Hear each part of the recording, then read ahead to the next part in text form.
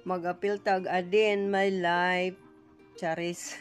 A day in my life.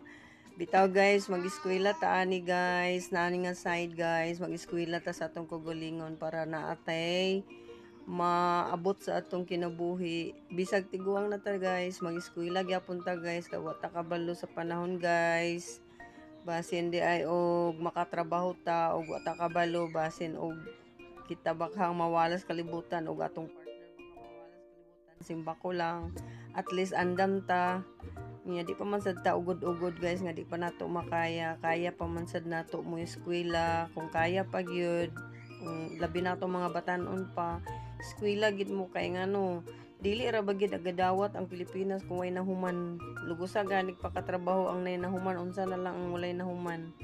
Then lahi ra gid kung naay nahuman, sada pud imong makuha nga trabaho kay pwede ka makapili. Kay imo man ang gieskwelahan. Unya kung wala ta nag-eskwela, kung hindi ta makapili og trabaho muna, kung tama gid ang gingon nga kung imong haguan pwede ka maka-request og kuan unsa imong gusto nga trabaho, kay imo man ang gihaguan nga imo man ang gieskwelahan nga pila ka tuig nga imong gitun-an nga para makakuha kag nindot nga trabaho. Diri na ta dapit nga side guys, nag-study ta kay depends na ninamo guys. Muni nga kanang maglig-on kita sa atong kaugalingon nga kaya gid nato. Pero ako ay gina-encourage ang mga batanon katong nangaminyo na nangaburusan. Ayaw mo pagwalag paglaom, padayon mo pag-eskwela. Kung napa inyong mama magpa-eskwela, magsuporta. Kung kaya nimo nga mo eskwela. Kay labi na karon libre ang eskwelahan, libre di na para sa una nga magbayad pa og tuition. Tungod di Duterte na libre ta sa tuition.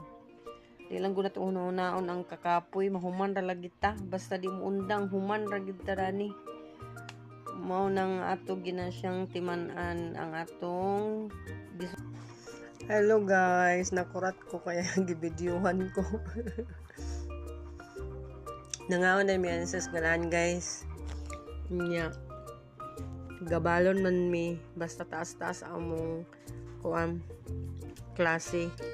Kay gutom baya o street nga baklayon pa ang palitanan to sa unahan muna. Mag-apil-apil kog balon kay daghan kay gabalon ako mga classmate. So mag-apil na lang gid balon ani para di ta mabukulan o di ta magutman. Inununan akong sudan. Ang isa o nagumoy-umoy po siya sa iya.